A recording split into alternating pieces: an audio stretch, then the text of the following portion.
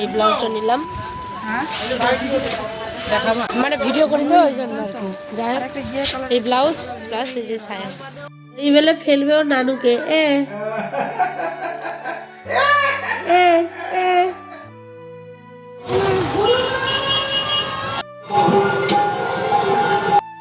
মাংস সাথে চালের রুটি। Hello everyone, good morning and welcome back to our new video. কেমন আছো তোমরা? আশা করছি সকলে ভালো আছো, সুস্থ আছো। জানোই তো বাবার বাড়ি এসেছি ঈদ খেতে। তো এটা হচ্ছে বাবার বাড়ির সেকেন্ড দিনের ব্লগ। সব দেখো, বেটি গেলে কিন্তু মায়ের মানে ঘুম উড়ে যায়, এটাই হয় আর কি। ঠিক আছে, প্রত্যেকটা বাড়িতে, তাই না? মা কতদিন পর তার মেয়েকে কাছে পায়।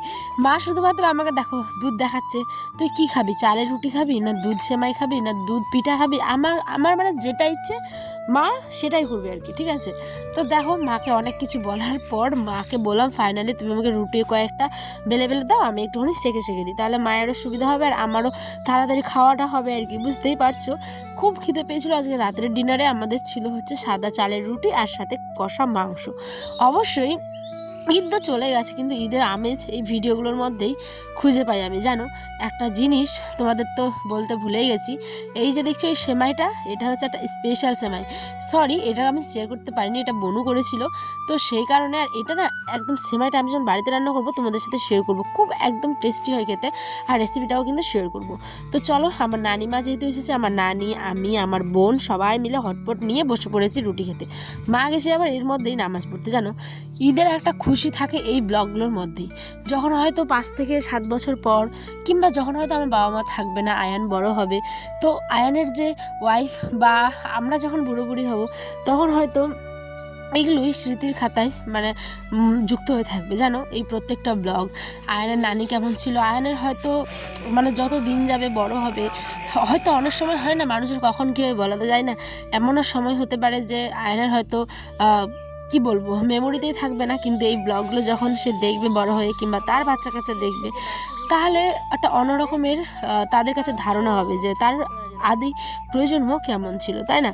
আর আয়ান তো ওর নানু অন্ত প্রাণ, দেখোই না, মা তো যাচ্ছে এখন সেন্টারে, ওই উঠে পড়েছে মায়ের সাথে, মায়ের সেন্টারে যাবে বলে। আমার মা তো অ্যাসিডেসের মানে কাজ করে, ঠিক সেই কারণে এদিকে ওদেরকে এগিয়ে দিয়ে আমার মা, আমার নানি, আমি আর বোন মিলে বসে পড়েছি খেতে। এটা ছিল পরের দিন সকালের ব্লগ। দেখতেই পাচ্ছ পান্তা, পেঁয়াজ, কাঁচা লঙ্কা, একটুখানি মুড়ি নিয়েছি, অপূর্ব লাগে বন্ধুরা, অপূর্ব লাগে। এদিকে আমার নানি যেহেতু অসুস্থ, মানে বেশি অসুস্থ বলতে কি, ওর পান্তা খাওয়া বারণ, ঠিক আছে, বয়স হয়েছে বুঝতেই পারছো, সেই কারণে শশা মাংস মুড়ি জমিয়ে খাওয়া দাওয়া করছে। আর আমরা কিন্তু বাসি মাংস, বাসি ভাত ভালো করে গরম করে মাংসটাকে দিয়ে জমিয়ে বসে গেছি খেতে। ওয়াও ওয়াও ওয়াও, সেই টেস্ট। আমি না এখন ভয়েস দিচ্ছি আর ডোক গিলছে, ঠিক আছে। এদিকে আমি তোমাদের দেখাচ্ছিলাম দারুণ। আর আমার বুনুর অবস্থা দেখো, আমার বুনু কিন্তু পান্তাতে জল দিয়ে একদমই খেতে চায় না। আনন্দ। তো তোমাদের শুকনো পান্তা খেতে বেশি ভালো লাগে তরকারি দিয়ে না জল দিয়ে, অবশ্যই আমার কমেন্টে জানিও। তারপরে বাবা আমাকে জোর করে নিয়ে গেল হচ্ছে ঈদের বাজার করতে, ঠিক আছে। আমরা তো ঈদের কেনাকাটা করিনি, ঈদের 10 থেকে 15 দিন আগে আমি 4টে নাইটি কিনেছিলাম, 2টা ওড়না। দেখো ঈদের কেনাকাটাটার মধ্যে একটা অন্যরকমের আনন্দ থাকে।